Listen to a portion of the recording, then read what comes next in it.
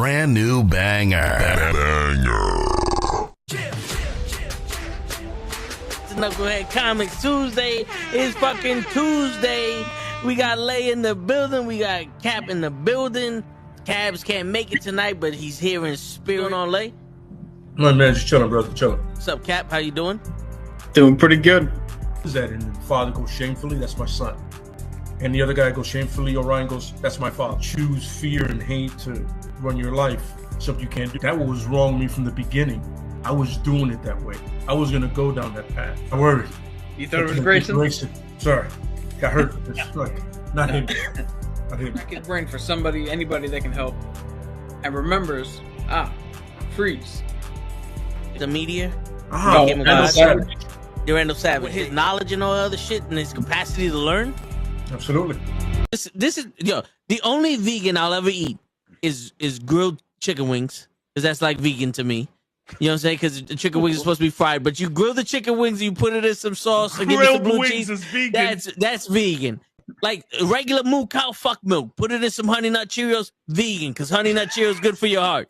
You know what I'm saying? Can I steal the question from Cabs? I got it right. I would also like to steal. I would also like to steal. I would also like to steal. You're too late. Wow. I stay loose, I stay hype, I stay loose, I stay hype, I stay loose, I stay hype. I could do this all night, cause I do what I like. Yeah, I do what I like, yeah, I do what I like. Sipping goose, sip is right, and I go with the flow. Yeah, I go with the flow, yeah, I go with the flow. Cause I know I'm the show. In the zone, here I go. In the zone, here I go. In the zone, here I go. Yeah, they know I'm a pro.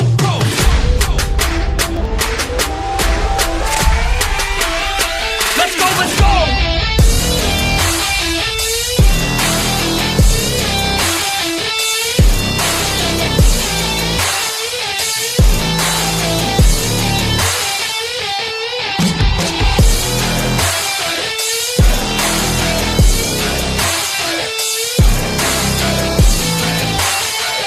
Yeah!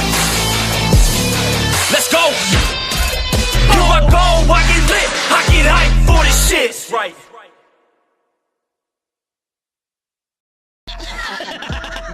Word. He be like, I got a left elbow and a right elbow. I can break your face with an any elbow. Make sure that you get elbowed in your elbow with an elbow. Got the arm ball, get the phone ball, get around with the bomb ball. Daddy's gonna take you to Jersey Shore. Yo. What's going on, everybody? It is fucking Tuesday night. You know what that means? It is Nukkle HeDD Comics. We are in the building. What's going on, Cap? Not much, man. Ready to talk about this topic as neutrally as I can be.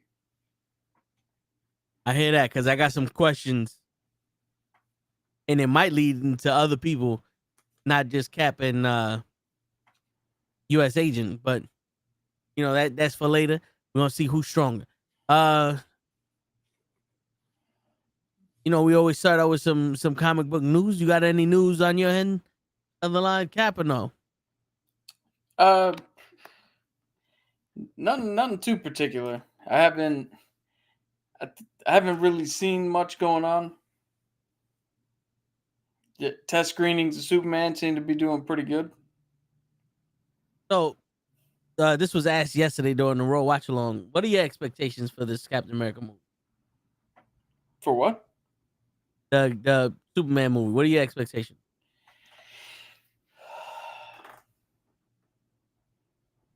My honest expectations are this. I'm expecting Superman and Clark Kent to be represented and portrayed probably the best we've seen since Christopher Reeves. Okay. Right? But I'm expecting the story of the movie to be a little underwhelming and the movie as a whole to be a little underwhelming. So my expectation is to walk out of the theater going, David Cornsett is definitively Superman. He is great as Superman. But I wish the movie was a little better. Okay. Oh, you know something? I believe it. Because I know James Gunn did say that he didn't want to write a movie about God. So his Superman is beatable, is not as powerful as the other Superman and all that. See, So- that's not the part that makes me think the movie's going to be underwhelming. I'm actually interested in exploring that type of Superman. There's just other shit that I've seen in the trailers that I'm like, I hear you. like we brought up the last time, Crypto. That I've seen more realism in the way a dog looks in that Superman and that Crypto animated cartoon with The Rock and Kevin Hart. Right? Shit.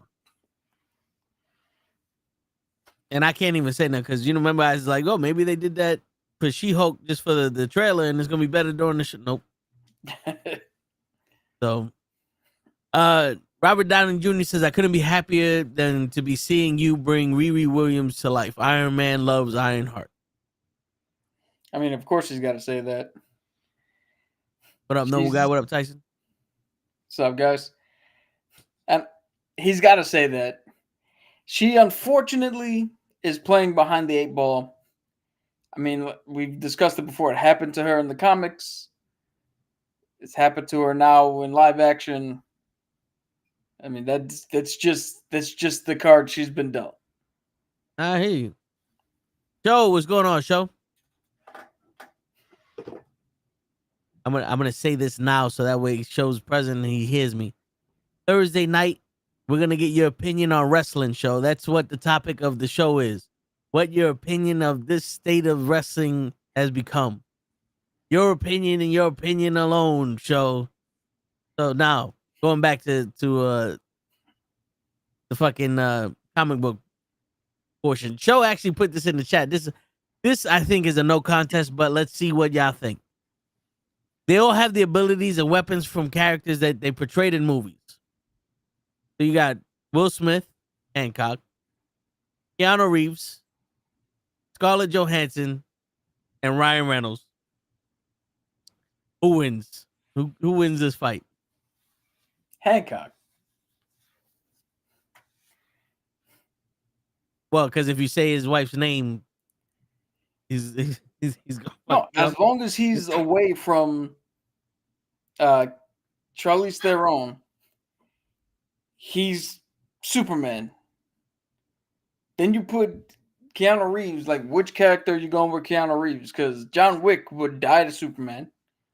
Not if you kill his dog.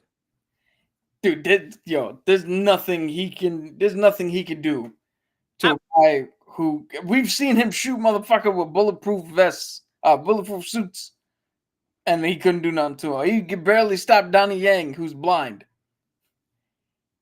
He's maybe Constantine. Maybe Constantine might have a shot, but even then, not a good shot. Scarlett Johansson, if you're gonna make her Lucy, from I think that's actually the name of the movie too. But that movie where she took the drug and unlocked all of her brain. Yeah, was it Lucy? I think so. If you take her from that movie, then she's got a shot. Ryan Reynolds, I mean, Deadpool is immortal, but I mean, he's not gonna win. And I don't think he's played anyone. I mean, let's see. Could he talk his way out of this fight as Van Wilder? The Green Lantern. Well, we said movies that he's done, right? Technically, he still did it, even though he erased it from history. No. He went back and shot himself before, so he never did it. Yeah, all right. You want to make him Green Lantern? Maybe he stands a chance. Out of all the comic book roles, I think the Lantern stands the better chance. Oh, you forgot about Neo. Well, Neo doesn't count. Why not? Because one of two things happen. Either one, he's got to fight him in the Matrix, which means it's a simulation. And the fight is technically not even happening. If you want to get real deep with it. Or 2, he's fighting him in the real world. And if you're gonna put that character in the fucking real world with Neo, who doesn't have any abilities in the real world, he's just gonna get stomped. Well, hold on. He does have abilities. Remember, he stopped that machine. He uses telephonesis to stop the machine in the real world. But a technomancer does nothing against organic material. But also, this is the abilities that they have portrayed from the characters they portrayed, not the actual like reasoning why they have them. Yeah, but that's why I specified. He's a technomancer. He's got control over technology, not organic material. So he can stop a machine, but Will Smith's not a machine if you give him Hancock's powers. He is if he's kill shot. What? If he kills Shaq? Hey, if he's kill shot. He is if he kills Shaq. Slow down the bullet. Now, here's where if you take Scarlett Johansson from The Perfect Score, you take Will Smith from Hitch, right? Oh, what the fuck was that movie? You take Keanu Reeves from, I forgot the movie, the name of the movie, but it's the one with him and Sandra Bullock where they're passing letters through the mailbox, but they're in technically like different times. Shit. And you take Ryan Reynolds from Waiting, then put them in a fight. Now who's winning?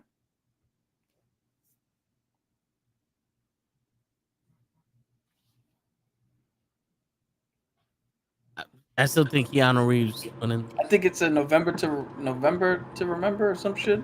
Something with November in the title, I think. Let's see. I'm in his IMDb.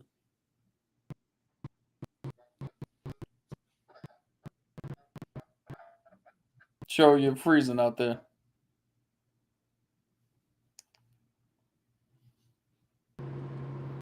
I want to say it was in the early 2000s.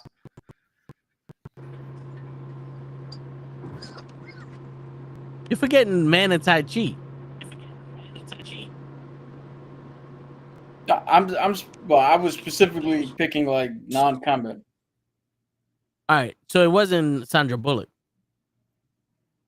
It was Charlize Theron. Sweet November. That was Charlize Theron? Yeah.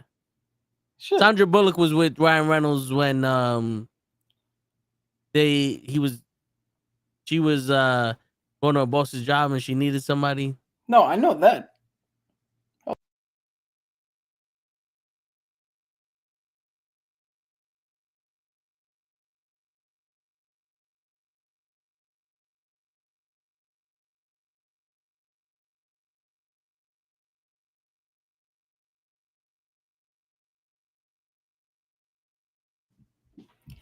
The Lake House.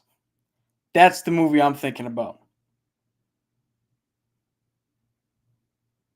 Okay. Let me The Lake House is Sweet November is the one with Charlize Theron. Yeah, no, but the Lake House is the one where they're sending messages back and forth through a mailbox because one's in one timeline, the other one's in another timeline separately, but they don't know that until later on in the movie. It's funny because that came out after Sweet November. Came out in 2006.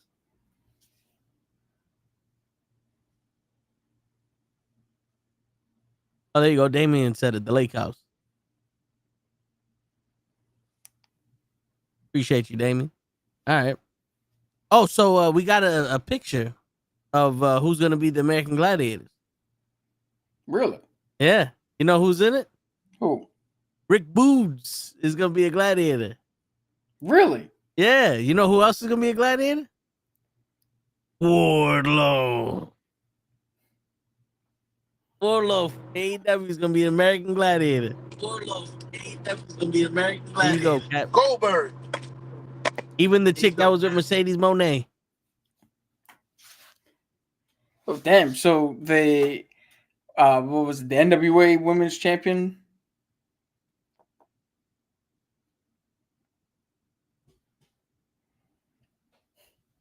Okay. Now I'm thinking MJF might have to appear and fuck shit up for Wardlow. Yo, not to get off topic, but what the fuck is up with MJF? And all of a sudden now he looks like MVP.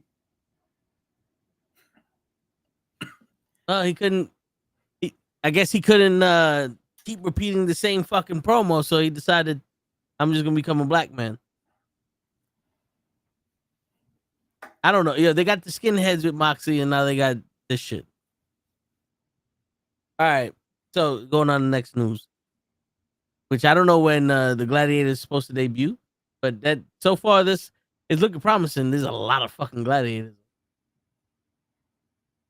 But James Gunn says Marvel destroyed themselves by forcing filmmakers to rush their movies.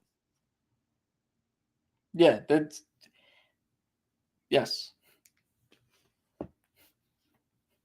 Yo, the whole reason Heimdall's son was just a floating head in Thor Love and Thunder is because the CGI department and the effects team were rushed to move on from that movie to go do, I think it might have even been She-Hulk.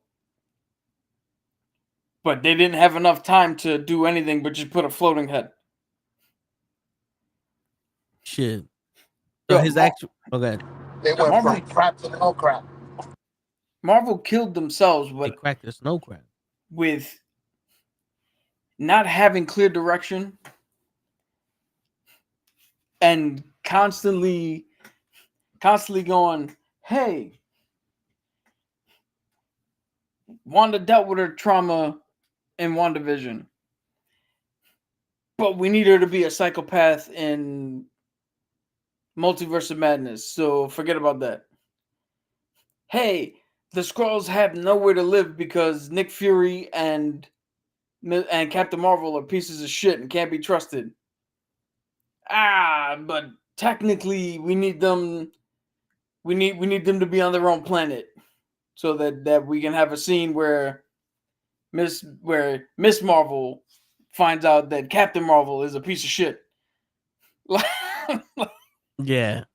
There was a lot of they didn't know that this was the story before they wrote the story. Yeah. Hey, we need Kang to be the biggest threat that the MCU has ever seen. Yeah, but I kind of need Ant-Man to win here. So we're gonna need Ants to take him out for a second. I think that what they should have did was had fucking Kang be the big bad, but not in that movie. Like have one of his disciples or one of his people in the that's running the quantum realm be a big bad, and Ant-Man beats that guy.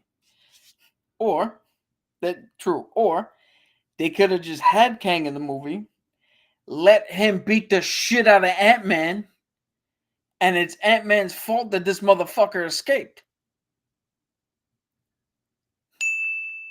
But he decided to assist someone get into a car and hurt their finger, so they ruined everything for everybody. Now Iron Man is doomed. So no spoilers. That guy's got a dragon. The exact quote that James Gunn said was Disney had a mandate to increase Marvel's output amid the launch of Disney Plus. That wasn't fair, it wasn't right, and it killed them. Yeah, so a little bit of backstory. Bob Iger was the longtime head of Disney. All right, he was the top guy at Disney. Theme parks, movies, television, all that shit. He stepped down. They brought in a dude, I believe his name was Bob Chapek. Bob Chapek came from the streaming world. And, for streaming purposes, content is king. Yeah. The more you can put out, the more revenue you can get, the more people stay active on your platform, and blah, blah, blah, blah, blah. So he had the mandate to just pump out as much content as possible. Because let's be real here. We have Disney Plus. When do you ever put on Disney Plus if you're not watching a Marvel show, a Star Wars show, or going back and watching an old Marvel or Star Wars movie? I watched it for a little while to watch Caesar the dog trainer. Season Milan? Yeah. They had that show on there. I watched it for a little while to watch that. Because that was one of those, well, we got it. That's what's on here. Yo, the only time I ever go on Disney Plus is to see what I can look up and save on Hulu, because I can't put Hulu on my phone. So I go through Disney Plus to save all the shit on Hulu so I can sit at home and watch. Yeah. So I mean that's the reason why all that we had all these shows come out of nowhere. It was just like back to back to back to back with Wanda and Falcon and Winter Soldier and Loki and Hawkeye. And that was the initial run, right? And it was Miss Marvel and Moon Knight, then Agatha, then She-Hulk. But then we also had the Mandalorian, Boba Fett.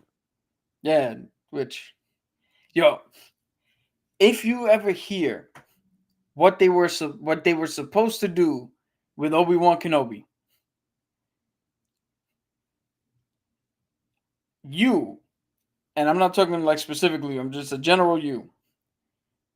No matter how much you like Obi-Wan Kenobi, the Disney Plus show, no matter how much of a fan you are, if you heard the original 3-movie plan,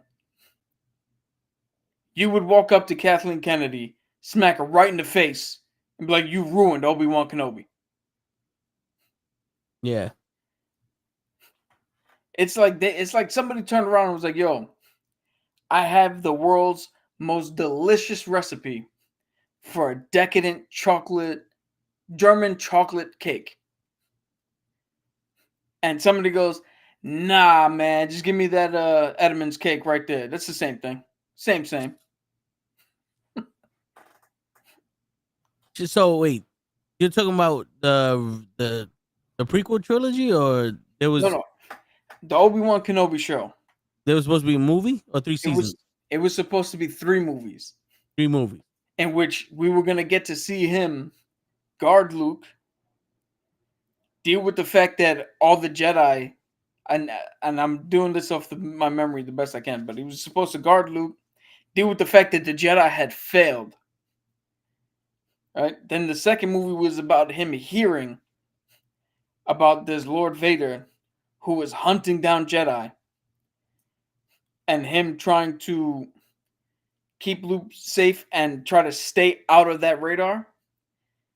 And then the third movie was him running into Vader and finally seeing Vader, not knowing who the fuck he is until the very end, tying in the whole thing of and my friend is lie, truly dead. Yeah. where it's like, Vader killed your father. Yeah. Because even though that scene in the show is strong, but not yet. The 3 movies of that would have been fucking crazy. Yeah, I mean, he gets into even more detail where I was like, even if you did a show and you did, because the show is what, 9 episodes? If we're lucky, yeah. So you do 3 episodes equaling an hour and a half. That's movie 1. Yeah. 3 episodes equaling an hour and a half. That's movie 2.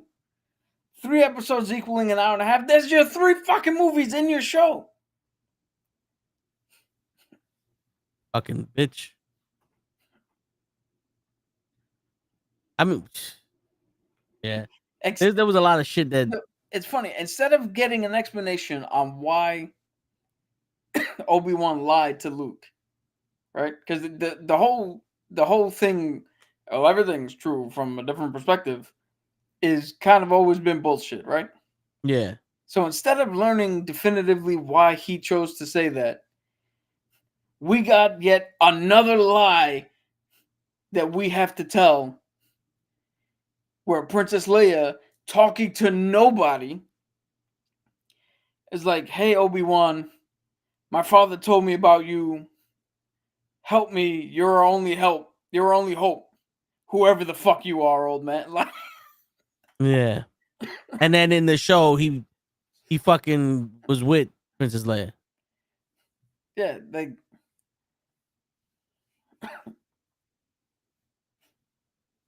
Yeah, there was a lot of shit that they took liberties for and they missed. They watched the ball go down the center of the plate and struck out. Because I can't even say they swung. That was just they. yo, think about this, right? Regardless of how you feel about Reva, right? Just whatever the fuck you feel about her, put that aside. From a storytelling perspective, Reva was on Tatooine last we saw her. She somehow knows that Luke is Vader's son. And then Luke was able to grow up to an 18-year-old and take it on a space adventure with Ben Kenobi. What the fuck happened? Yeah. Did she leave it alone? Did she help fucking protect Luke? What the fuck happened? What was the point of letting her get that knowledge when we know nothing could come of it? Yeah. Now, if they would have showed that she was working with Darth Maul, then at least it was like, oh, she told Darth Maul. Darth Maul went to go kill Luke, and Obi-Wan defended him. All right, there you go, boom. Because we saw that in the Clone Wars. Or was it Rebels? Rebels.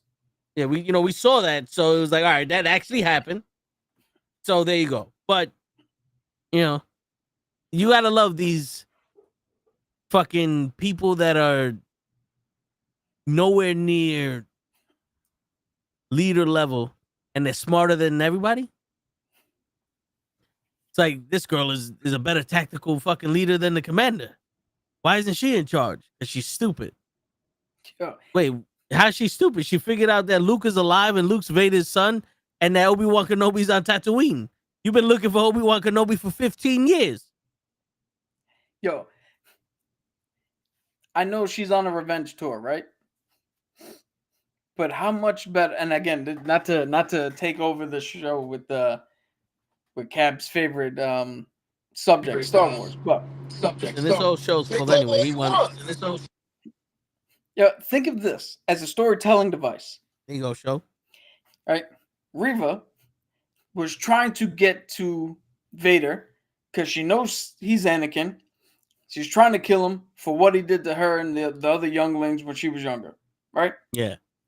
Now, as a storyteller, how much better would it have been? Reva gets fucking stabbed by Anakin. She somehow survives.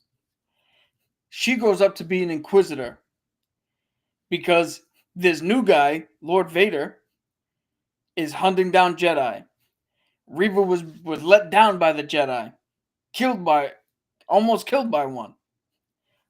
So she's trying her heart out to get to be Lord Vader's number one because she hates Jedi probably more than him. So her obsession with Kenobi, when she gets wind that he might be around, is purely because, if I can kill Kenobi, I'm the number one fucking Night Sister. Or not Night Sister, the number one Inquisitor. Yeah. Which I still think they call them brothers and sisters, but anyway. Right? And then partway through towards the end of the series, Vader does something. And only then does she go, that looked familiar. I thought they said Anakin died. Anakin's the only one I've ever seen do that. Is Vader Anakin? And then she comes to a realization. Then she makes a choice Now she's after Vader because that's the one who actually fucking hurt her. Fuck everybody else. And then you get that fight. How much richer would that have been? How much better of a character would that have been? Somebody who's actually trying their hardest. While all the other fucking Inquisitors, you can see all the other Inquisitors have that fucking arrogant attitude. But they're like, well, I'm here. The fucking Palpatine likes me. So what the fuck is Vader gonna do? Whatever. She's actually trying to climb up the ranks. Only to find out that she's been following the dude who stabbed her, who set her on this path.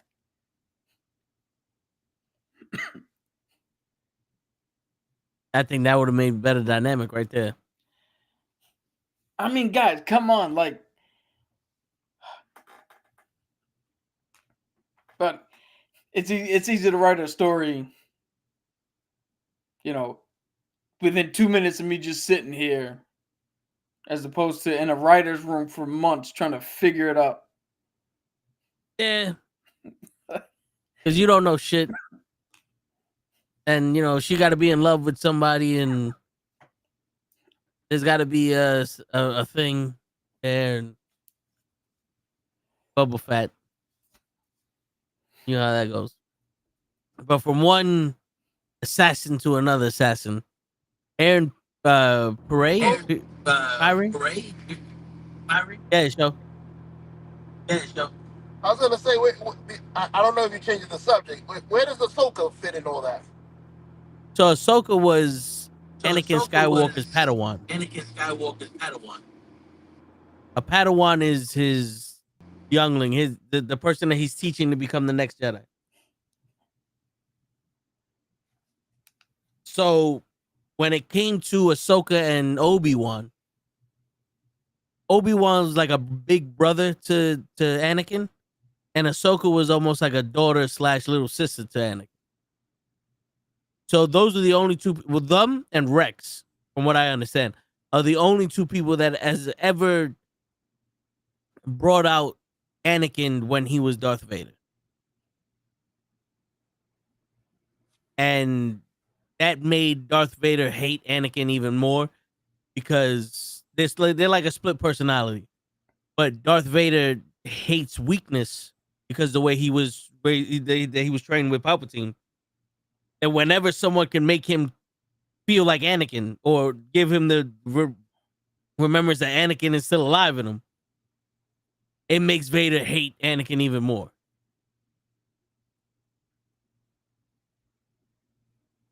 So that's what makes Ahsoka so powerful in the story, because she's actually one of the things that keeps Anakin, like Darth Vader, kind of Anakin-ish. So in the prequel, not the prequel, the sequel trilogy, when Kylo Ren kills Han Solo, that's what makes him go full dark side. But then Rey, because reasons, brings him back to the light side, which makes no sense. Because to be honest with you, here's the thing: there's no amount of love that you can find in a woman that's gonna make you turn instantly back into a good guy after you killed your fucking father.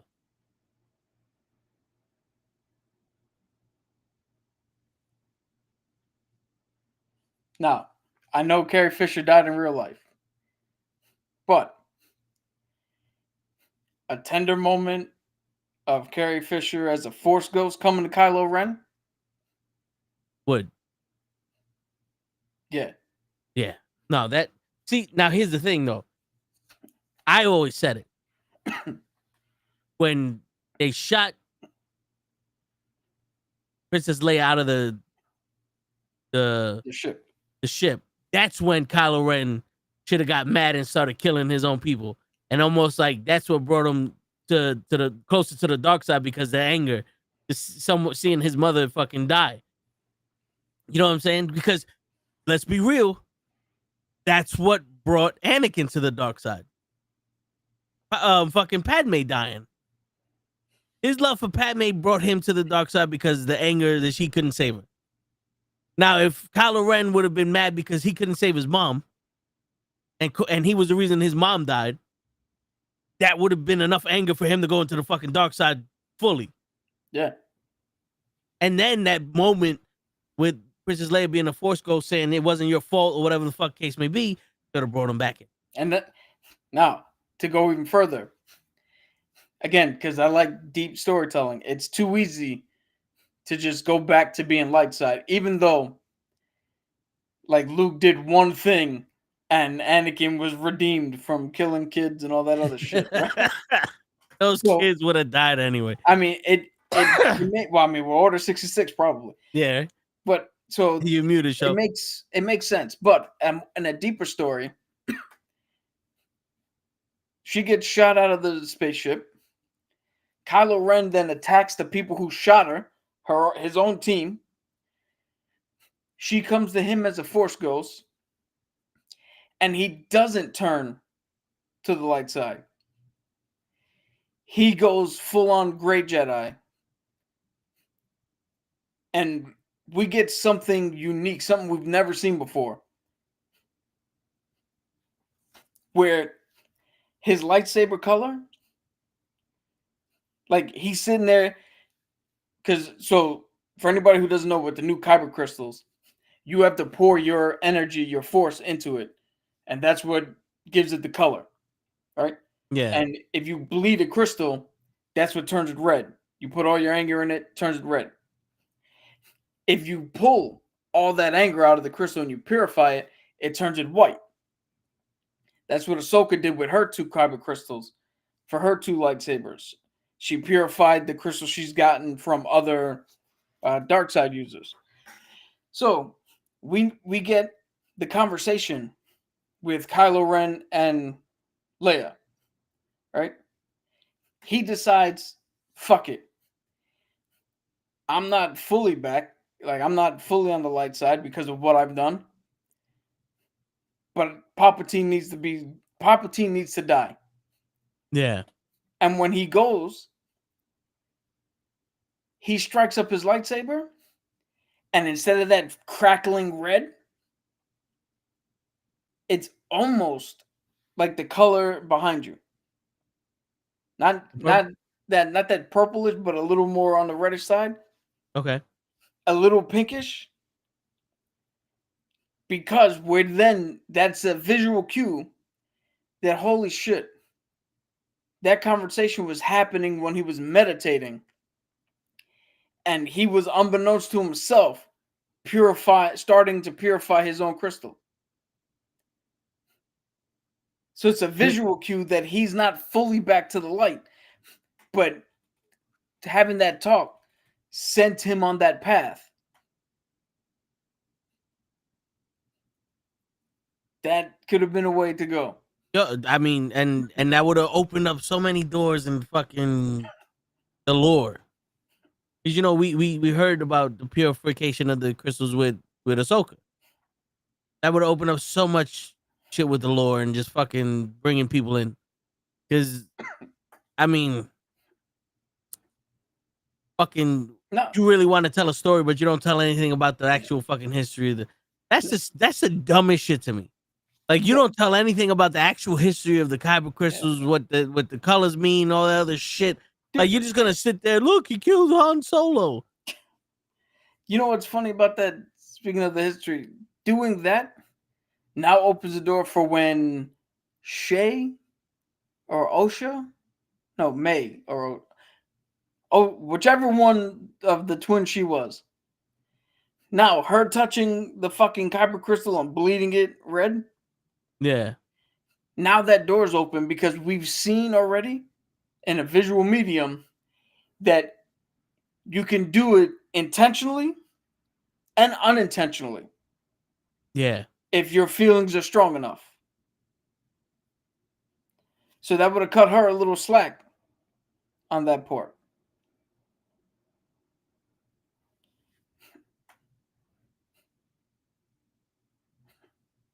But who run the world, girls? That's the only message they wanted to fucking send. And you know what the fucked up thing is? The fucked up thing is, show that was the message they wanted to send during the fucking press release. They said that shit during the press release. That had nothing to do with the show. If you watch the show, none of that message that they were saying was in the show, was in the movie. The only message you get is that people in the galaxy are afraid of lesbians, and they look weary at them when they show up with kids. And no matter what you do, a straight white woman will take them all up.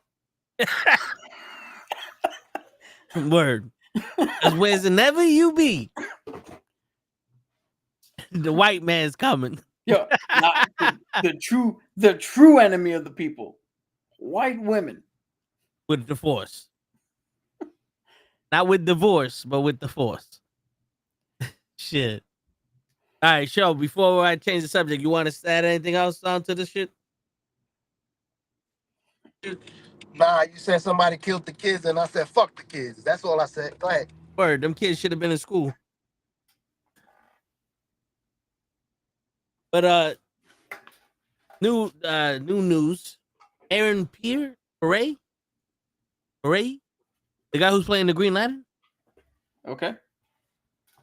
He is the front runner to replace Daniel Craig as James Bond. Really? Yeah. Now, I know 007 is a mantle, but according to the books, they actually describe James Bond to look a certain way. Actually, unfortunately, 007 is not. 007 is technically not a mantle. Okay, what is it? It is the designated number of James Bond. Like there is a 006, a 008. Okay, so that's like his inmate number? Okay, so that's like his inmate number? It's code. Yeah. Okay. So no one else could be 007. Correct. Okay. There was a small chance. There was a small window to make it so that the explanation of all these different actors playing James Bond through all these different iterations and years was because they just kept putting a new person in as James Bond. But it was cemented that Sean Connery and Daniel Craig are the same guy. Okay. And you're just watching the different books come to life. Okay. So how you feel about this guy being the next James Bond?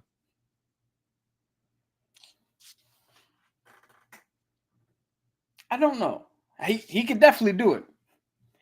Because I don't know if you've seen Rebel Ridge, but that was one hell of a fucking movie. I gotta watch it. I haven't seen it. Yo, Rebel Ridge is a modern day Rambo. Okay. Like that's somebody who was like, yo, I like Rambo. I got a cool idea. What if it was done this way? And it fucking works. Okay. So, speaking of that, I got a question for you that has two options, but you can take it any way you want. Should we get Hey, yo. Only you, man. Hey, yo. but all right, should we move on from these race-specific characters where it's like 007, where in the books they describe him as a however tall white man with black hair and blue eyes and all that other shit, where we should say fuck that, this character now is raceless and whoever could play the way this character is supposed to be played is the way it's supposed to be played? Or do we keep it the way it is now? And then like the second option is, should we stop remaking these fucking movies and start making other movies with our own characters and shit like that?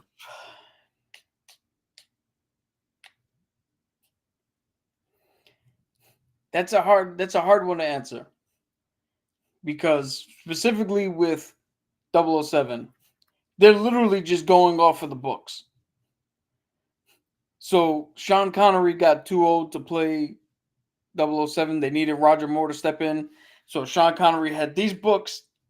Roger Moore just had these books to be based on.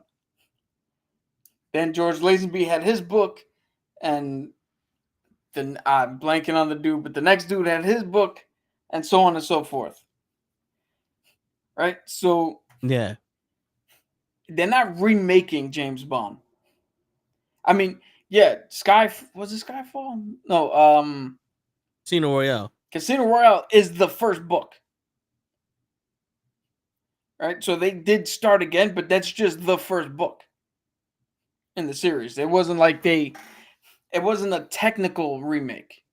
Yeah. I mean, I kind of liked it for as a standalone movie because it got more into how he became the stone cold fucking guy. Like we got his and what's that shit called? Nexus Point. Yeah. With Vesper. Yeah.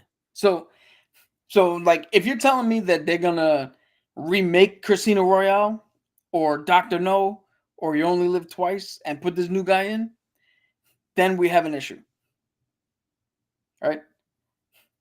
So in specific regards to James Bond, the remake is not technically what's happening. Now, should we just stop remaking shit? 100% yes. To answer that part of the question. But the tougher part of the question is, should we make characters raceless? That's hard to tell because like all right, so you know why that's hard to tell? Because Die Hard is literally a movie that is just a guy from New York had to go stop a terrorist thing at Takanomi Plaza.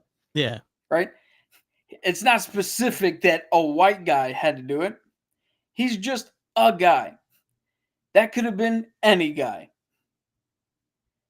But John McClane. No. Actually, technically, that's a sequel to a movie. It's literally two different books. And it's a sequel to a movie that Frank Sinatra did back in like the 70s. And they wanted Frank Sinatra to do it, but he was too old by that time. But the point is, like, John McClane isn't every guy. He could be whoever you want.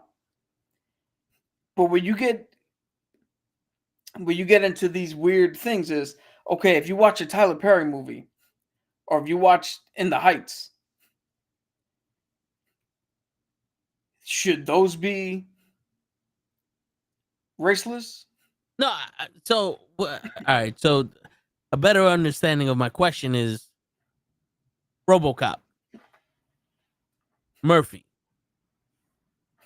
From every iteration of RoboCop, does he need to be a white man that was turned cyborg? No. So for stories like that, no, because that's just a cop. Yeah. Who got murdered and they took his body and made him a robot. So now here is another example. What about, let's say, specific X-Men? Because, like, all right, Magneto has to be Jewish from the Holocaust. Yeah. You know, the fucking Colossus is a Russian. You know, that, you know, he has to be a Russian, right? But Cyclops, can he be anything else? Iceman, can he be anybody else? Like they did the whole thing with the Human Torch in Fantastic. Like, yeah, but they did it half-hearted. See, that's the issue you run into with these things is, all right, you made Michael B. Jordan black and his family black, but then they adopted they didn't make him black. Huh? They didn't make Michael B. Jordan black. He came black. He was already black. He was already black when he got there, you know. But you know what I meant. They met Johnny Storm black. Dying on it. They made Johnny Storm black. They made Yeah. his family black, and then they adopted the white girl. Yeah. When if he's gonna be just make Sue black, just make them all black, or not? Well, just make them both black. Yeah. Because when you start getting into, well, we changed this one, but this one's still the same, and the family dynamic, you're missing the fucking point of the Fantastic Four. Yeah. I think 20% of all movie characters have to be represented the way they are depicted from other media. If you're going to adapt them from other media, 20% of them have to be adapted specifically the way it's said. Okay, Because so at least 20% of them, their identity and the look of them have a specific tie to something. okay, so like, so you're saying that if we're gonna do that based off of comics, they have to do what they did with Director Fury. They made him look like Samuel Jackson, so that way if they do movies, Samuel Jackson can play him. No, they just happened to make him look like Samuel Jackson, and he just essentially threatened them with legal action and got the role. But then they did the same thing for Catwoman. They made her look like Halle Berry. well, it's actually not Catwoman. It's because Catwoman was Eartha Kitt before, so she was already black. It's the Wanted. The character that Angelina Jolie played. Yeah. In the comics, she looks like Halle Berry. Okay. And in the movie, because the look of that character is not specifically tied to anything. Like she didn't look like that because her ancestry led her to blah blah blah. They just drew her as as the hottest woman they could think of. And who they get to play her in the movie, somebody who most people think is one of the hottest women to ever be in film. So shit like that is cool, where you can switch them around, nobody gives a shit. Or nobody should give a shit. But the 20% is like we're talking about Magneto. So Magneto, Pietro Rasputin, kind of got to be what they are because they're so tied to that identity. Professor X could be anybody. Yeah, he's just not tied to shit. Yeah. Captain America and Iron Man. Steve Rogers kind of has to be the white guy because of what he represents coming out of that era and how he treats everybody living through that era. Kind of has to be him. Because, I mean, you see it, what happened with Isaiah Bradley, how they treated him. And that was in World War II, not even back in the fucking 40s. Yeah. Right? Or was he in World War II or Vietnam? No, he was in Vietnam. Isaiah Bradley, I believe. He was further up the chain. Right? Yeah, because then Cap would have known about him, right? Shit. Huh? Cap would have known about him. No, yeah, because that's when they started doing the Agent Orange, and they started testing the syphilis and all that.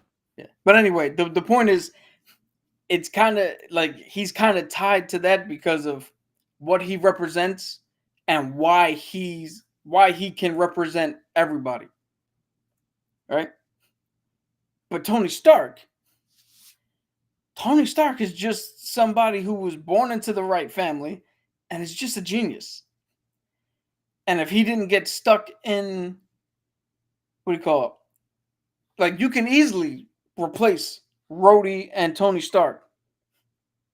And you still have Iron Man and War Machine. Yeah.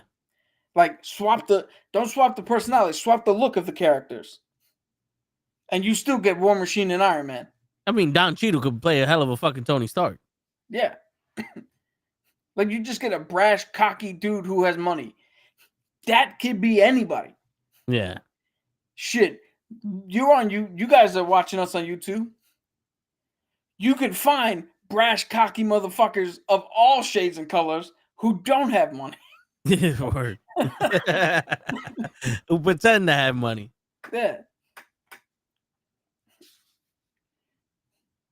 Okay.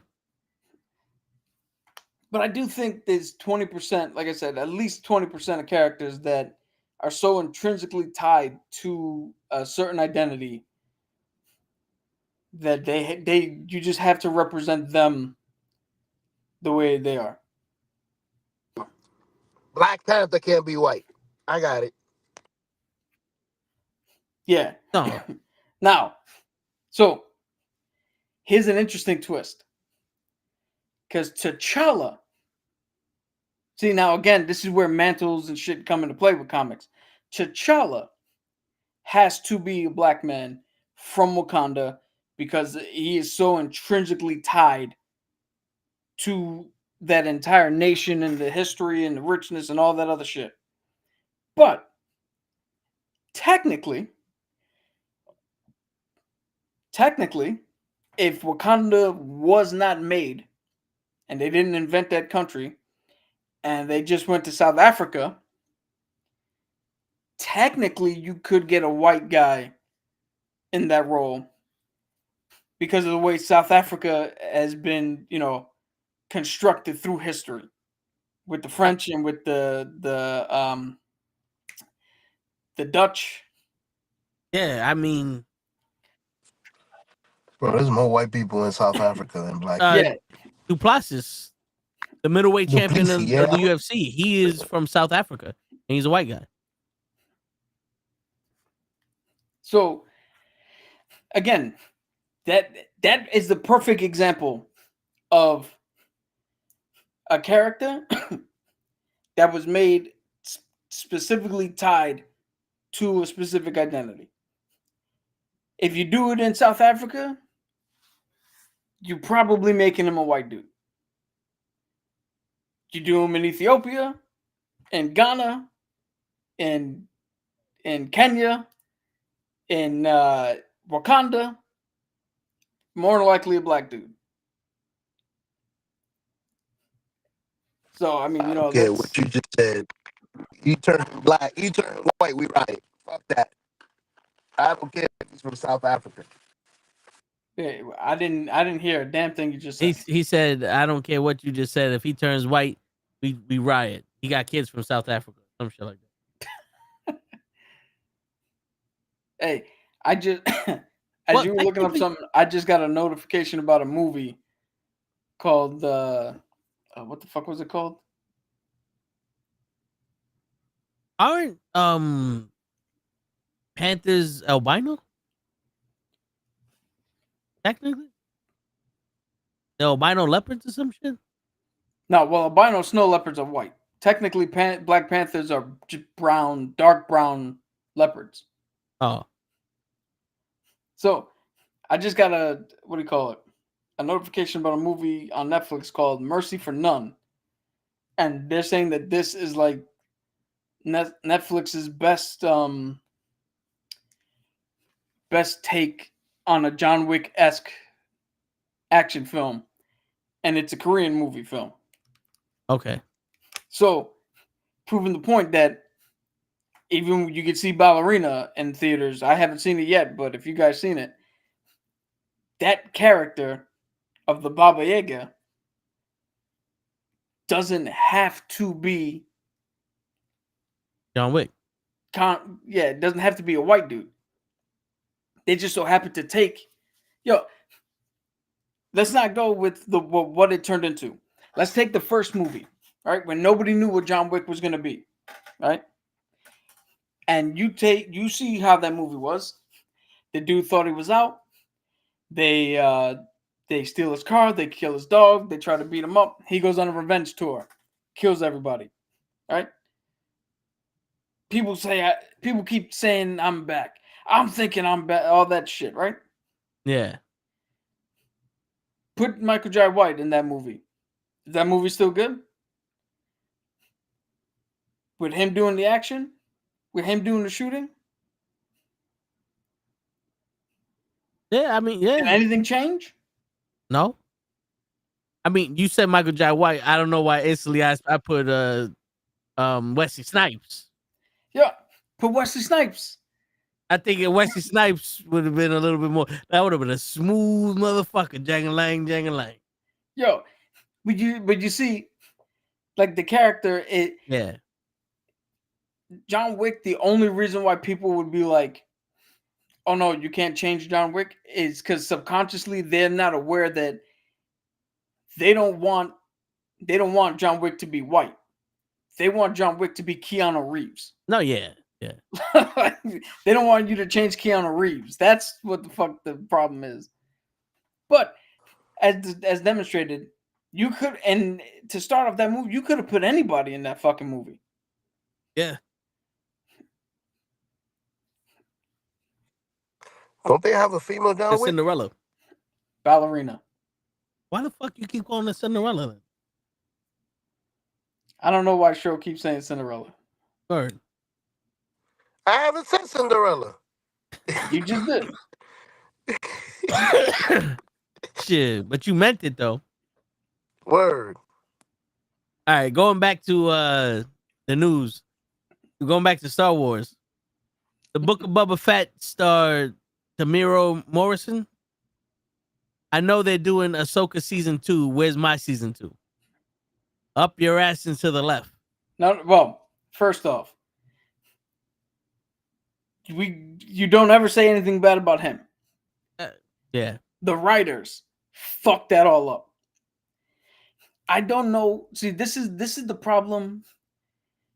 This is the problem, right? When you have a story that even George Lucas says is technically for kids, but you want to tell something that's a little more adult, right? That's a little bit older. I mean, Andor is the perfect example. Andor, they just said, fuck it. Let's go with it. Let's rock with it. And Andor turned out to be great. But they got afraid of Boba because they don't understand that the fundamental reason Boba Fett, with 15 minutes of screen time in the original trilogy, that's all he had. That's 5 minutes a movie.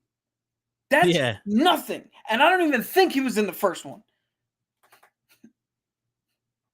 I don't think so 5 either. minutes a movie. He became a fucking standout character. Why? Not because he loves fucking sand people. Not because he's, fucking nice. Because he's the ultimate badass. He's the one that Vader told to go kill Han Solo.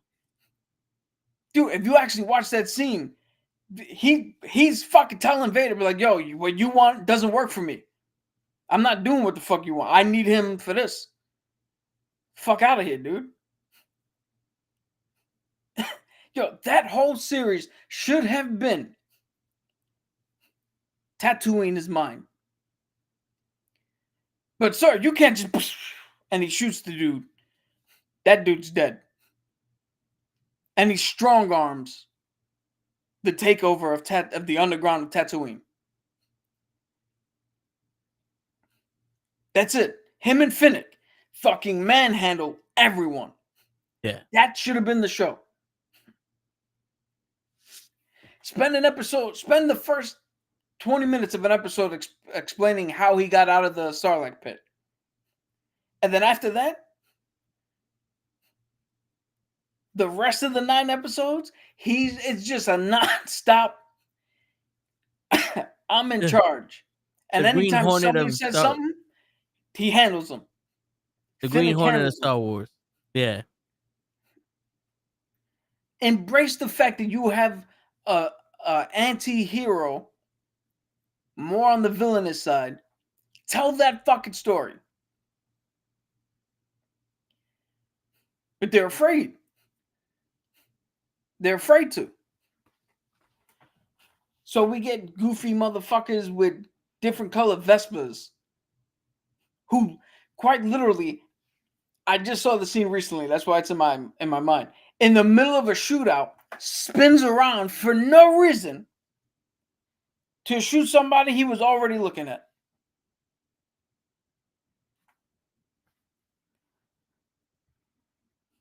Shit.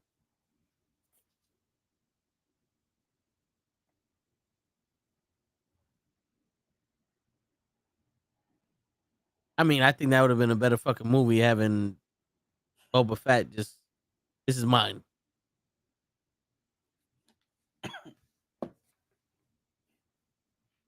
All Yo, right, so go ahead. Picture this.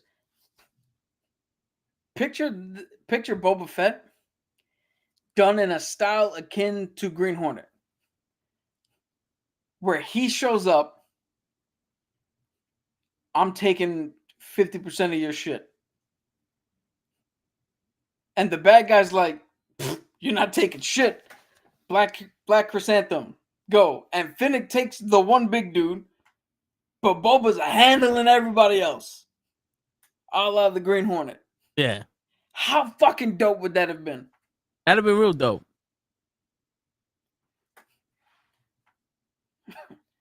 That'd have been real dope. 15 minutes or 5 minutes of screen time in Mandalorian, and everybody fucking fell in love with him again. Yeah. This motherfucker in 20 minutes got an entire generation of people to fucking love him. You gave him 9 episodes. Nobody fucking gives a shit. And now they hate him. That's a failure on, again, writers, the 3D animators, everybody needs to get paid the correct wage for the work they put in. But some of y'all need to start policing yourselves, because some of y'all are fucking it up for everybody else. Yeah. Because I'll tell you right now, ChatGPT can for free give me the bullshit you're putting out.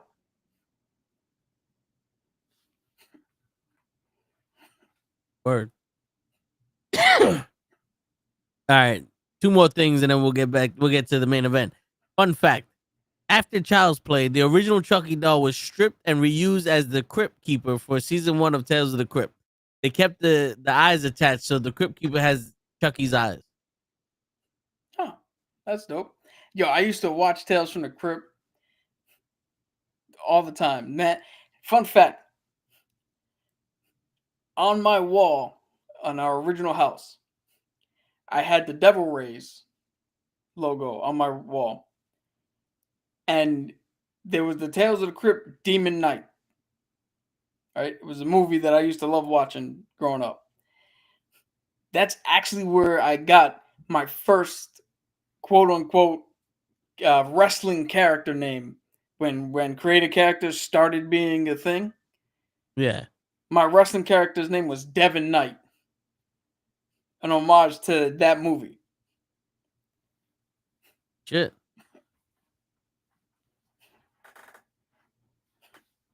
There you go. Fun fact for people. You remember when we when we were doing the radio shit? Yeah. You and Mike? Yeah. My call sign was DK. Yeah. That's it. Okay. Yeah. It makes sense. All right, now I want to know if you agree with this or not. Netflix should make a 13 Ghost series that shows the backstories of all of the ghosts in the movie. You can't ask me that question. I'm by it.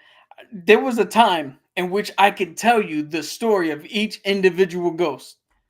That's another weird little movie that I was so obsessed with for a time that I would watch the DVD commentary over and over again, not because of the movie, but just to hear the story of each individual ghost.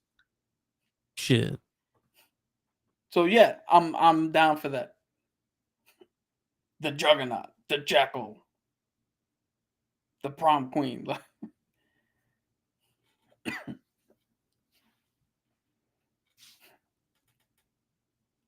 It's gonna be crazy when those backstories are better than the fucking movie itself. I mean, the movie is what it is, but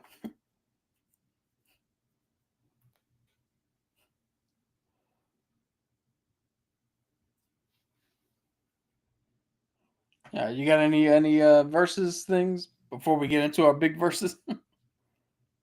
No. Hold up. Okay. There's a fucking gnat in my room. I don't know how it got in this.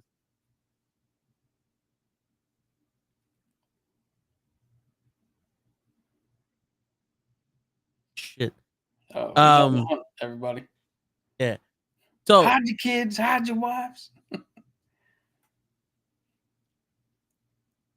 yeah, apparently, like somebody put a quotes of Captain America here, Somebody put a what? like quotes of Captain America. I guess this would be something cool to fucking. I just want to see some. I thought some on the wall, but yeah, I guess it would be cool to show the difference of Steve Rogers.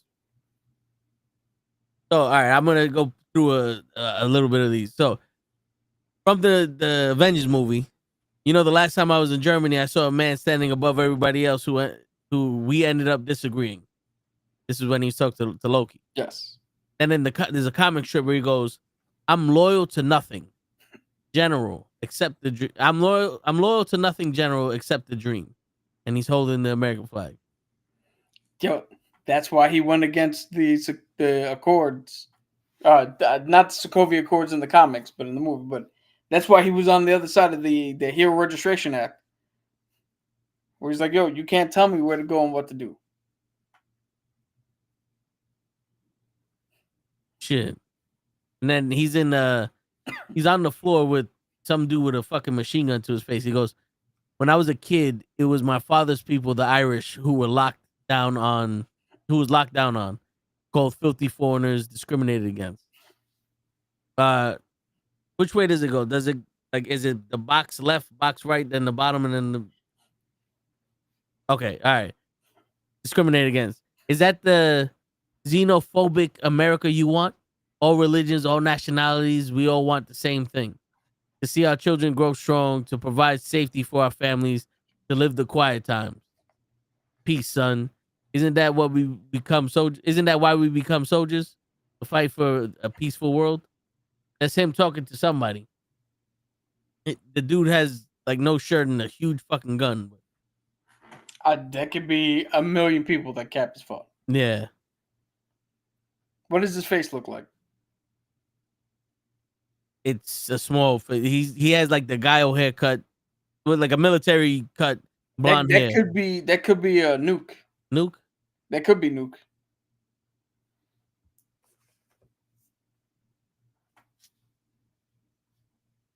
Then there's one who goes. The guy, I don't know who he's talking to here, but the guy goes, "He's a criminal. You're all criminals." And Cap goes, "If a law needs to be broken in order to save lives, I'll do it every time. You may as well arrest us for breaking and entering this burning building instead of us using powers." I like that. Now, And minus the face paint. Does the guy look like this? yeah. Then that's probably Nuke he was talking to. Yeah, he had like a big fucking gauntlet gun. Yeah, I think it was Nuke then. Yeah. Then he goes, "It's what makes us human, which is exactly what we're supposed to be fighting for. I know who I am. I rescue the helpless. I raise up the hopeless. I don't measure people's lives." And then he goes, "I save them." Yeah, and then you wonder why he's my favorite fucking hero. Shit. You know, that quote is only next to his other quote where he said something similar. Like, "I know who I am. I'm the dude playing the dude disguised as another dude." Word. You the dude who don't know what dude you are.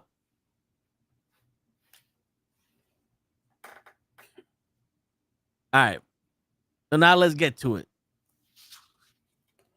Now, from what I heard, people did research that John Walker jumped in the movie The Thunderbolts. New Avengers / Thunderbolts.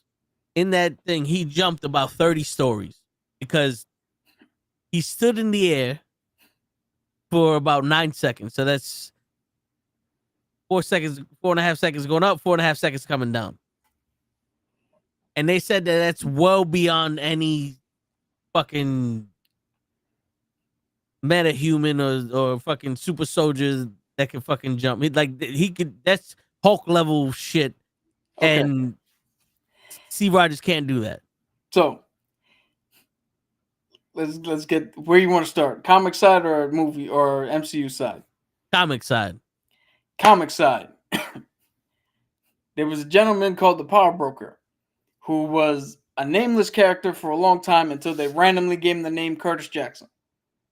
Not 50 Cent. Curtis Jackson. White dude. Right? His whole thing was they really didn't know what to do with him, so they just had him and another guy. Essentially, what happened was they started coming up with all these supervillains, right? They all had super speed and strength and blah, blah, blah. They needed a reason on why these guys were coming up, and they just essentially said they all went to the Power Broker, and Power Broker gave them powers. Right? So the procedure that this dude did with his partner is his partner was stealing powers from other fucking people. He would kidnap people with powers, take the powers from them, harness them, and then work on transferring them to other people. It's slightly random, and the fact that you don't know if you would live through the process or if the power would augment you too far. Right? There's one time where some underground fucking killer was going after Curtis. He took his own process, and he became so muscular he couldn't move. He was bedridden because he could not handle the weight of the musculature on his skeleton. Shit. So it was never a guarantee with him that it would come out the way you want. So John Walker in the comics, he had the procedure done. So what happened was there was a wrestling league that the Thing joined. Right? It's like meta-human wrestling. And the Power Broker, in order to hide what he was actually doing, became the legitimate face or front for this league, and he was making the wrestlers. So if you wanted to wrestle in this league and fight against the Thing, you went to the Power Broker, he upped your power, put you out there.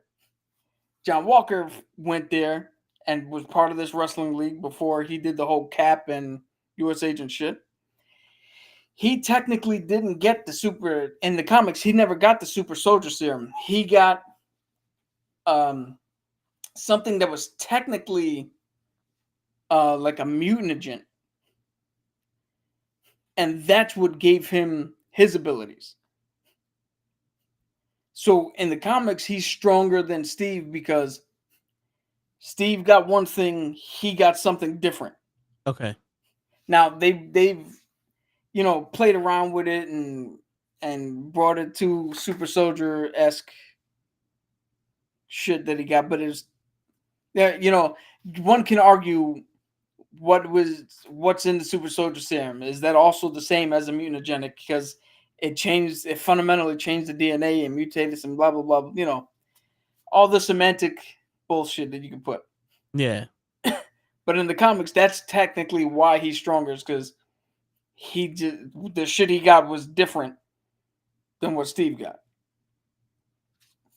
Now, if you want to go to the movie side in the TV show, the Power Broker, as we know, Sharon Carter, she had a formula of a type of super soldier serum.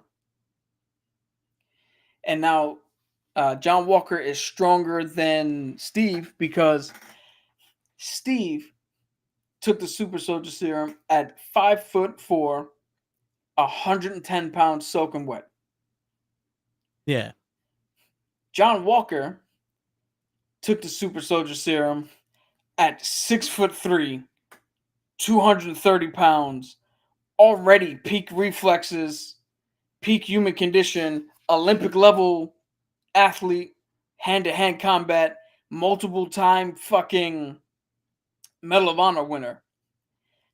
So if you start here and go up, what is it going to be like when you start here and go up? Hmm. So that's why he's stronger in the MCU. It's because he was stronger before he got it. So MCU matches. John Walker could beat Steve Rogers hand to hand. So we seen him handle both Bucky and Falcon at the same time. So in a hand-to-hand fight, skill for skill, John Walker can beat Cap. Yes, he can beat Steve. Will he beat Steve? No, because Steve's a better tactical mind. Because John Walker, you see, John Walker's quick to fucking, I have a plan. Bam, get hit in the face. Fuck it, bum rush.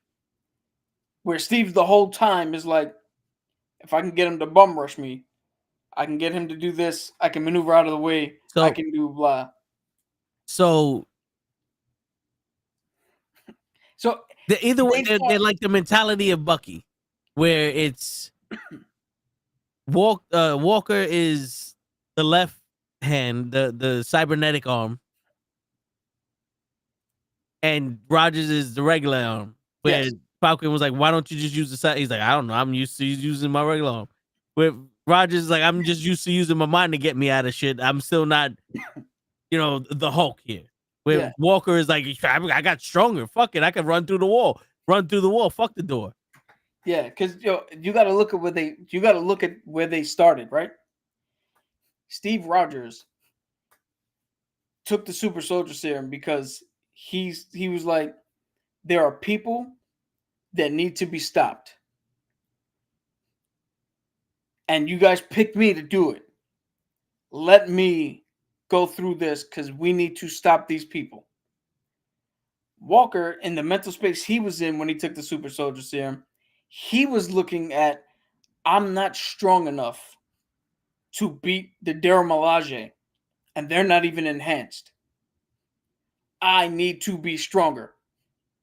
Okay, yeah.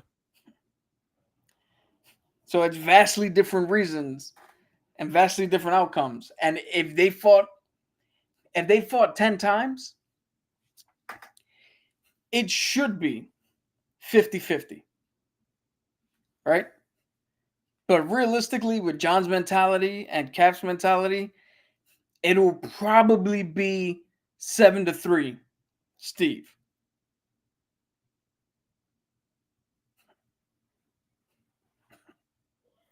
So now let me ask you this question.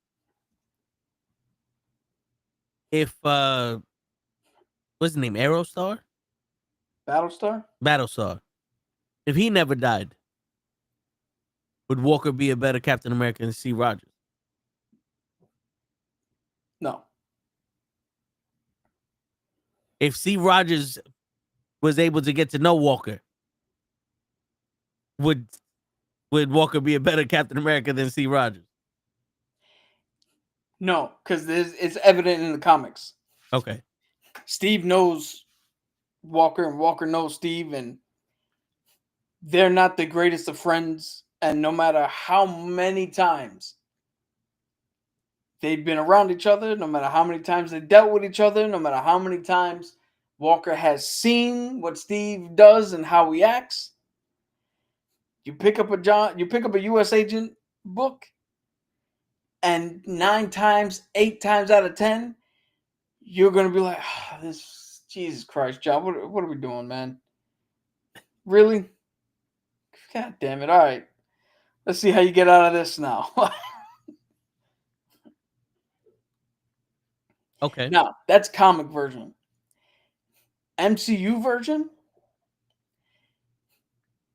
he might have been slightly better, but you got to understand when it comes to military, if this is something that I'm surprised Bucky didn't they didn't do with Bucky too much. But I guess he had, his own shit, right? But Steve would have actually shown John Walker a lot more respect than Falcon, or now Cap, than Sam and Bucky did. Simply because he's a multiple-time Medal of Honor winner. He has more respect for the soldier in him. Well, I mean, you have to respect the Medal of Honor recipient. I mean, in order to get a Medal of Honor, you have to die. 90% of people who get the Medal of Honor get it posthumously. Means whatever they did, they have now either died doing it or they have died, and now they're getting recognized. So a living Medal of Honor winner, and he got multiple of them? He did some crazy shit. Yeah, he's a hell of a fucking man to do that. But we've seen. I can attest to this. All right, being military myself, I have developed this weird situation where work Vic and at home Vic are completely different. At the job, I'm like, let's go. You need to move, I'll move it. You need this done, I'm doing it. You need me to stay here 2 hours late, I'm staying here. Like, what's doing? What we're going. We're moving. None of this bothers me. 10 hours, 12 hours, 16-hour day, doesn't fucking matter. I'm here, let's do it. Let's go, go, go, go, go. Me, at home, Vic, my stomach's growling. There might be something in the kitchen. I'm not fucking moving, man. Fuck that. Right? I hear you. Like, yo, the cat's running low on food. Fuck it. If we get rid of the cat, I don't have to go buy food for it. Like, you know what I'm saying? There's two different people. So I say that because clearly with John, there's the soldier that when he's in that mind frame, he clicks, he works, he knows what he's got to do. He steps up, he does everything he needs to do. But then there's the man who's fragile, who's mentally not there because he tried to step up and couldn't do it. His friend died. He had the super soldier serum and still couldn't fucking do it. Everybody's laughing at him. Second-rate bargain bin Captain America. Even though it's his own fault, his family's falling apart. So there's that duplicity in him, duality in him, that Steve doesn't have. Which is why John, no matter how much he spends time with Steve in the MCU, would never be a good Captain America. Or would never be on par with Steve.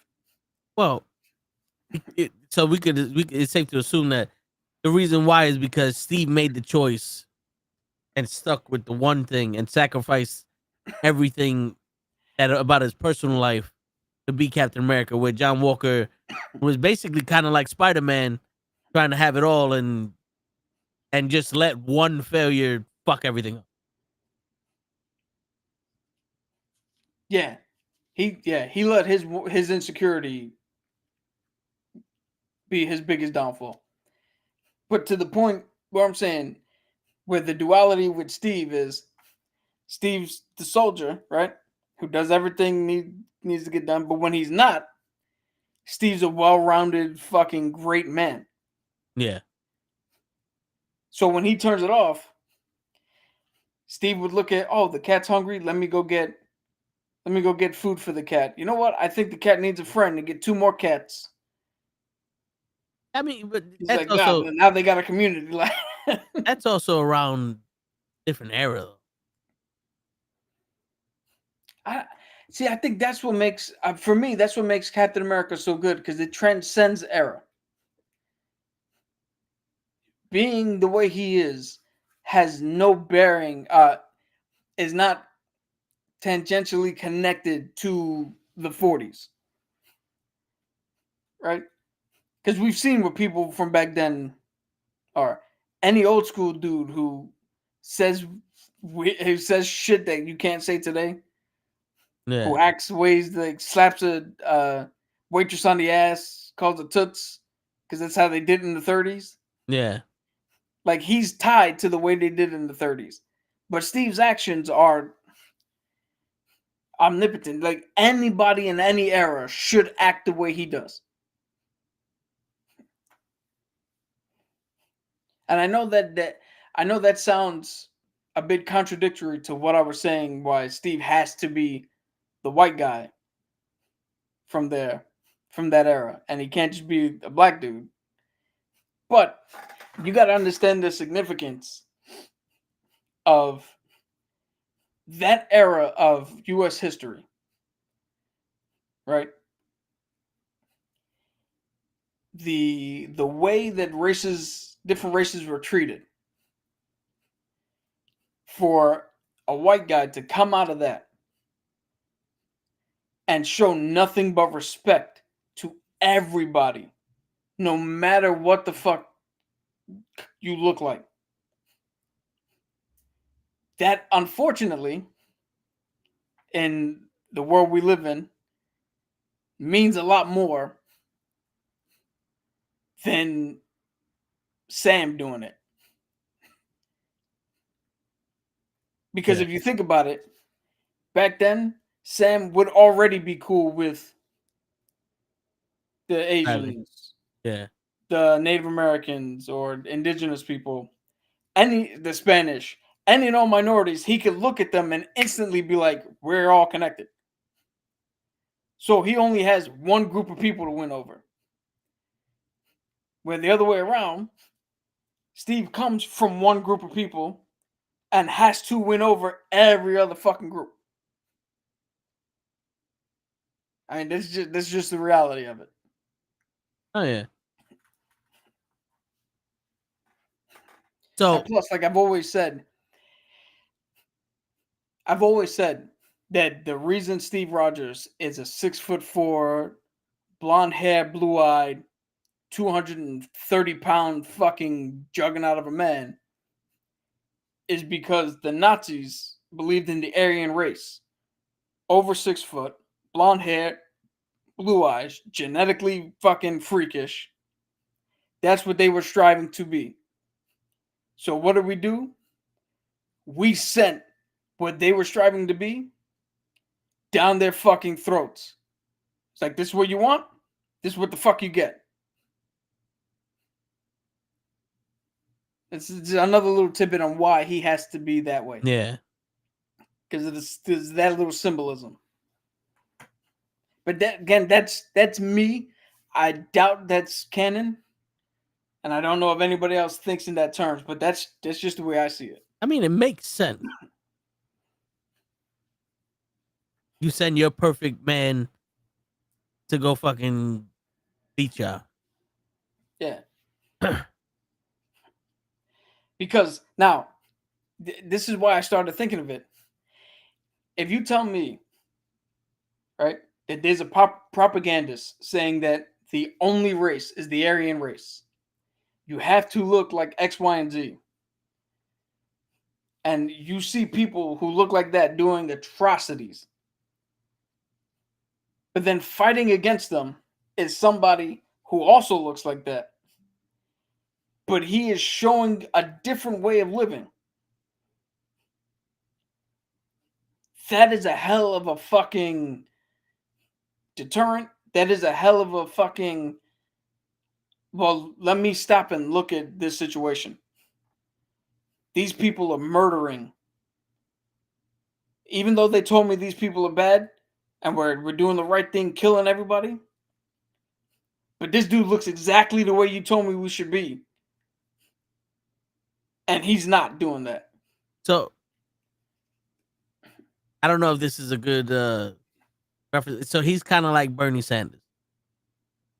Whereas like everybody sees, government officials and politicians as fucking selfish people that no one can trust. But then Bernie's there walking with Martin Luther King and going for free healthcare and free fucking education and doing all the shit that politicians are supposed to be doing. Yeah. Ostensibly, yeah. So, all right, going back to the Dora Milaje. Would Steve Rogers have beaten him? Yeah. Walker only fought him without the serum, right? I believe so. Yeah. I don't think. Yeah, he didn't take it. So would he have beaten him with the serum? I mean, on a technical standpoint, yeah. But on an actual skill level, probably no. He probably still wouldn't because they handled Bucky, but I mean they took off his arm. Yeah, but all right. So for strike, Rogers is a better fighter than Walker. Yes. Okay. So you know, it's the same as putting let's just say Daniel Cormier against John Jones. You're like, who's gonna win? Well, Cormier might be shorter, but he's stronger than John. He's a better wrestler than John. He's beaten better. He's been heavyweight before, so he knows how to carry around the weight. But John wins because he has his little fucking. He outthinks. He has his little shit that, regardless if you call it cheating or not, he has his little ways. Yeah. So I tell you right now, if he hit one of the Dora Milaje, that one would get fucked up. Like if he's fighting three of them and he smacks one of them, that one probably stays down, but the other two probably get him by turning around going, okay, we need different strategies. Shit, hit him at the same time. So, all right. Now I know the Sentry was made through a form of the Super Soldier Serum, right? Yeah. Can we also say that the Hulk was made through a Super Soldier Serum? You know, it has now been retrofitted that that's what happened. That he was trying to unlock the secrets of the Secret Soldier Serum, and instead of using Vita rays like they did with Erskine, he used gamma rays, and that's what fucked him up. But originally, no. Originally, he just got caught in a gamma bomb and was bombarded with gamma radiation, and that's it. Okay. So, could we also say that Spider-Man has a version of the Super Soldier Serum? I don't know, because I don't know what the original Spider was. I don't know what was done to the original Spider. Again, they could have retroactively went back and added a little bit of that spice in. Because I know they were. I don't know if it was the original story, but the Green Goblin or whatever his name was actually trying to Norman Osborn. Norman Osborn was trying to get the Super Soldier Serum through spiders also. Yeah. So I originally I honestly think originally that spider got in the way of something else. The radioactive shit. Yeah. And then went and bit Peter and then died. So originally that's not the plan. The only other person in the MCU that has originally, like from the get, is Super Soldier activated is Bucky Barnes, the Red Guardian, and believe it or not, Black Cat, Felicia Harding, whose father worked on one of the newer versions of the Super Soldier Serum and gave it to her. Okay. But she's not as powered as everybody else is. All right. So in the MCU, the Super Soldier Serum is the same. Like there's no stronger than the other one. Well, I mean, they said it in Thunderbolts. Like Bucky got the Hydra pure version. Red Guardian got the Russian version. John got The Power Brokers. the Power Broker version. So there's not specifically stated, the levels of quality in between each, but there's Yeah. stated that there are different versions. Okay. So, all right. So with Bucky having the super soldier serum, the Hydra one, that was the same as what Cap had, or Cap had like a more perfected version? So here's a little fucking tidbit here. Bucky has the same version Johann Schmidt, the Red Skull, has. Okay. Cap has the version that Dr. I just fucking said his name. Ursik? Yeah. I'm blanking out here, man, but Erskine. I think that's what it was. Cap has the version that was specifically made for him. Right? So Hydra was 1.0. The one that Steve got was 2.0. Erskine, Dr. Erskine. There you go. The one Cap got was 2.0, specifically made by Dr. Erskine, now knowing what was wrong with his original batch that Red Skull got. Bucky got the 1.0 version. If anything, 1.5 maybe. So he got the version that stops people from getting the red face, Yeah. but not the. Well, I think Johann took his early, then it, like, Erskine was like, yo, this shit's not ready. I need a little bit more time. And Johann was like, fuck that. You're done now. Stop stalling. Took it and got fucked up. Because I was gonna say, because wouldn't Bucky have been in his peak performance when he fell off the train, or because he lost his arm and he was hurt when they gave him the serum, most of that went back to healing him? Well, that could be one explanation. It could also be another explanation that when Bucky got the serum, he was just a 5'11", maybe 6 foot, 190-pound dude who was pretty good. Like, he was. That's not like in the comics. When Bucky was running around with Steve, they were fucking peak for peak. Yeah. Right? Like, Bucky Barnes was just a kid who had to then now be at his peak performance to hang with Cap. In the movie, he's just a dude who signed up for war. Okay. Like, whatever his preparedness was, that's what he was. Like,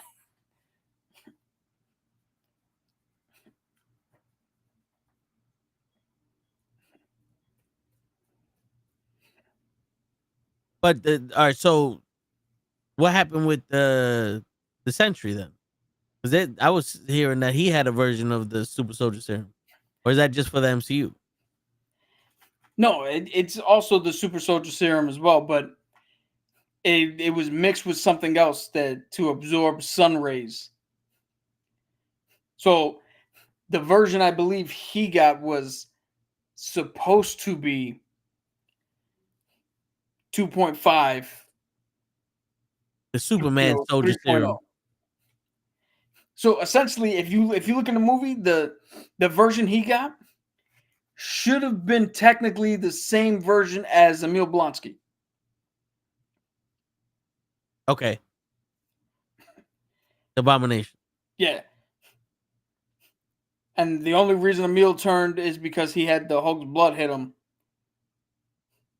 and shit. But remember, Shield was or Thunderbolt Ross was working on his own new version of the Super Soldier Serum. And I believe that's the blueprint what Power Broker was using. But Valentina would have had access to their actual stuff. So Sentry and to a certain extent, John, they got the U.S. soldier serum. Steve Rogers got Erskine's personalized soldier serum. Bucky and Red Skull got the Nazi fucking Hydra one. Red Guardian got the Russian one. In the comics, Black Cat, Felicia Harding got her father's version, whatever that is. And what's his name? Isaiah Bradley's got technically 2.5-ish. Because he's got the 1.0 American version, let's say. Okay. Because he wouldn't have been able to get the same. Yeah, sure. I was gonna say, what about the guy that Hulk smashed into a tree? That's Emil Blonsky. That's Abomination. So the reason why he turned into that big monster is because in the movie he had Mr. Blue give him Hulk's blood or some shit to make him just as strong as the Hulk, and he turned into the Abomination. Yeah. So Isaiah Bradley wouldn't have had the same serum as Cap because Cap took the last. Yeah, he had the absolute last of it. But what the US was working on was the notes of Erskine. Yeah. But if you know anything about adapting, like how many times have you seen cooking shows or any media where they're like, all right, we're going to follow, I found this recipe on TikTok, and we're going to follow it beat by beat. And they do the exact same steps. And then when they get to the end, you're like, this shit looks nothing like what the fuck they did. Yeah. So, all right. So, in the comics, that super soldier serum made him go mad, right? Who? Isaiah Bradley. No, in the comics, Isaiah Bradley has some sort of Good personality. He has some sort of mental deficiency, actually. Before or after? I think it was exacerbated by the experiments. Okay. So like, I think he might have been slightly off, and then just due to the experiments and all that shit, it worsened. So in the MCU, the testing and all the other shit they did to him in jail is what made him go. Yeah, in the MCU, he just pissed off because he did the right thing and got fucked up for it. So is he stronger than Cap than Rogers? Because he ripped off Bucky's arm, or is he just more skilled? Nah, well, that's a hard question to answer because he ripped off Bucky's arm while he was mind controlled. And if anybody knows anything, the reason why zombies are stronger than regular humans, even though they're just dead humans, is because the mind has lost that. It lost that inhibition where your body instinctually goes, yo, I can only go but this far. If I go any further, I'm going to fuck myself up. But zombies don't have that. So they go past what is, their mental limit. And Isaiah Bradley being mind control, one can make the argument that he pushed past that because he's not thinking. Yeah. Are you talking about the first time he did it?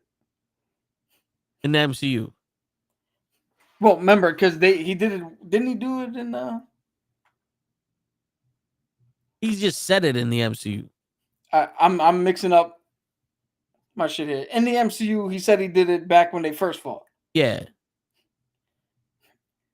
Yeah. So all right. So MCU, I'm gonna say that it's hard to tell because I think John would definitely be able to pull his arm off. I think Walker definitely, if they got into an actual heated fight, I mean, he was kicking the shit out of him and Sam at the same time. If Walker got mad enough, he could probably do it. Steve can also probably do it, but Steve would never fucking do it. Yeah. So it's hard to tell. I might say again, simply because of where he was at the time they gave him the serum, it's possible that he is stronger. Because the serum only maximizes you but so much. Yeah. Like it doesn't make you, you know, if the serum makes you 10 times better, well, 10 times wherever you started is where you end up. It's not going to make me and you at the same level at 10 times because you started at 4, I started at 3. That doesn't, you know. Yeah. I got 2 questions if the first one is correct. In the comic book, the Falcon takes the serum? No. Okay. No second question. I was gonna say what kind of serum he got. No, Sam doesn't take the super soldier serum. Gotcha. But he doesn't have vibranium wings either, right? And he might now. Who knows what the fuck he's got now? Because they tend to mimic the movies now. Yeah. But originally he just had regular wings. He actually had wings at one point. Like, but he was more tech savvy than, because I know in the cartoon he was almost like a protege to Iron Man. So that's the new-ish version of Sam Wilson. Okay. No, give me 1 second because I'm gonna bring this up for you. Originally, there was no tech. He literally was just a man in a suit with wings who can fly. And his red wing was an actual bird that he can connect to telepathically. Here you go.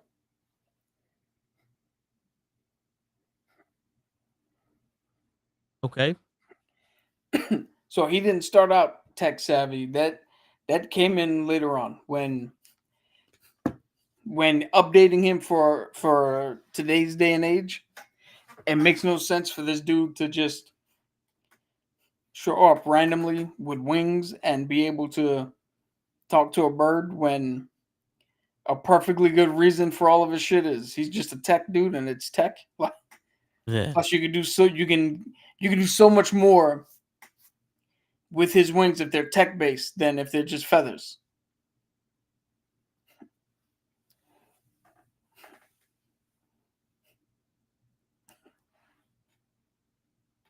All right. So one last question. I know this had nothing to do with the Punisher, but I mean with the Captain America, but the Punisher. He's just a normal man, but is he have a serum or some shit, or did he make? If I'm not mistaken, he made a deal with the devil when he was in war. Is that one of? You'd have to ask Lay that because my depth of the Punisher is just he's a man who came back, his family was killed, and he decided to kill every single person who not only had something to do with it, but any person who would ever do something like that to anybody else. And I know for a short time the demon of the hand got him and possessed him, and he had supernatural abilities based on that. But anything else, you'll have to ask the man with the tattoo on his arm.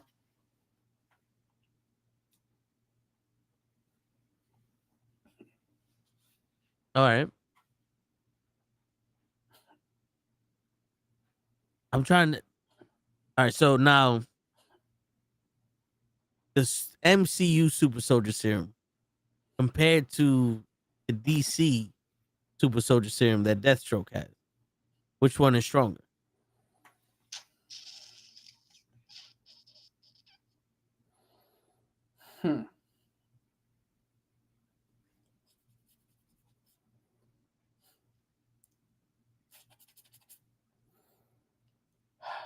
It's hard to say Because if you go Cap versus Deathstroke, I think technically they both got the purest versions of their respected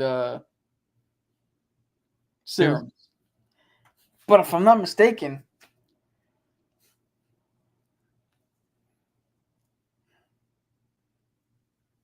I think Deathstroke is still weaker, if I'm not mistaken,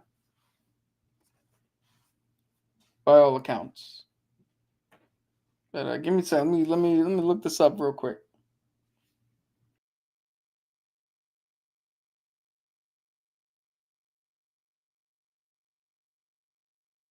Joe, you got any questions? So far, so good. Nah. I had a question, but I don't want to switch the topic. But I don't know if that's good for today because it's late. I mean, I got one more question, and you can answer your question to change the topic. How does that sound? Go ahead. Cool. Then we'll save it for next week. I'll ask it, and then you could maybe because this is a long question. That's what I'm saying. Well, it might not be a long question to answer, so That is true. We'll figure it out. let's see. Yeah, let Cap figure out what he's going to.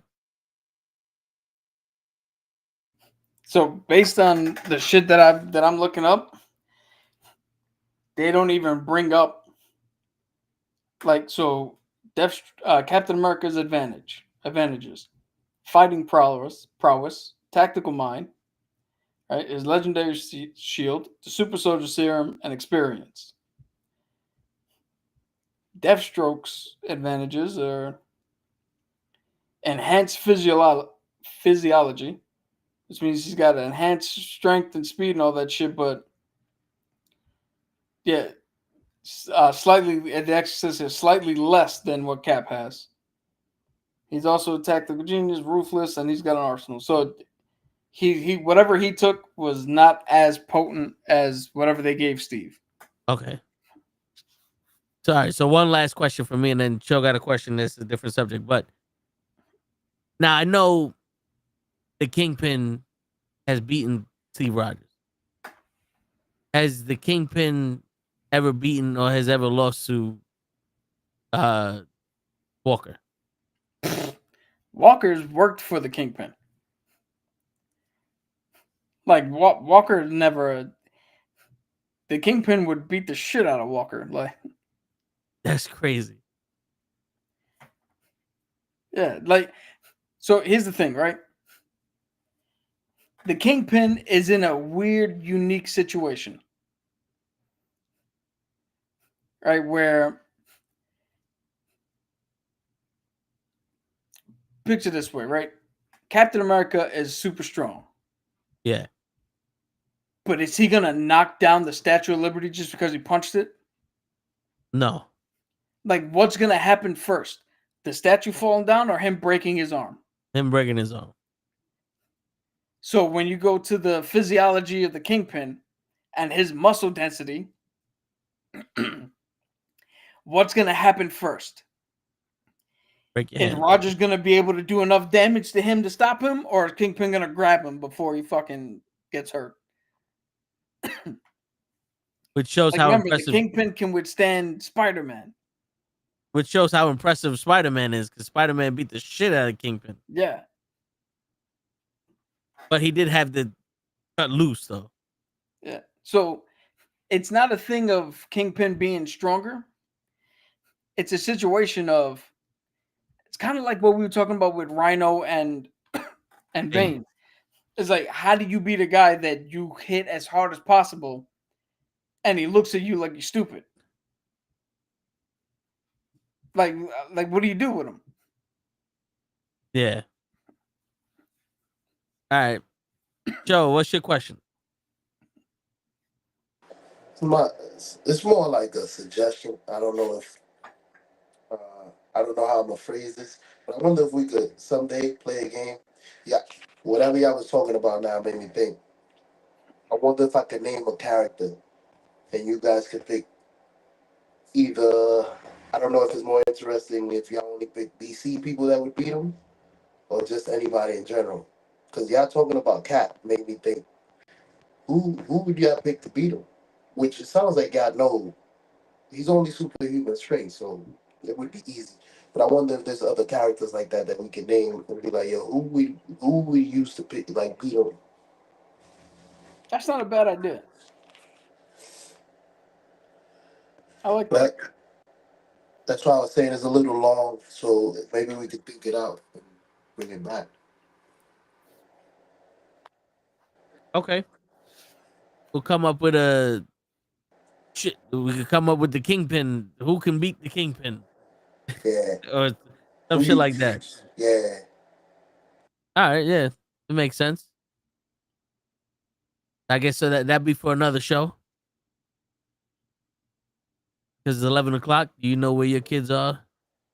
The more you know.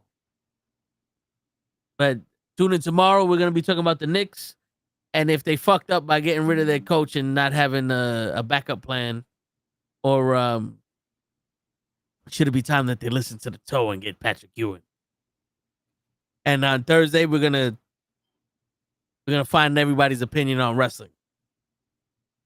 And Show, I want to hear your opinion on the state of wrestling now, because you know how everybody's gonna sugarcoat some shit. So I want to know what your mind is saying on that. And either Friday or Saturday, whichever one's better for Show, we'll do the Toe and the Show. And I'm gonna find out why Daredevil was able to beat Kingpin, but Cap wasn't. There you go. Tune in for that. And on that note, ladies and gentlemen, it's your friendly neighborhood knuckleheads signing out. Peace, everybody. If the Delta doesn't die, that's a start. His belt? Nah, I say he doesn't die. That's a start.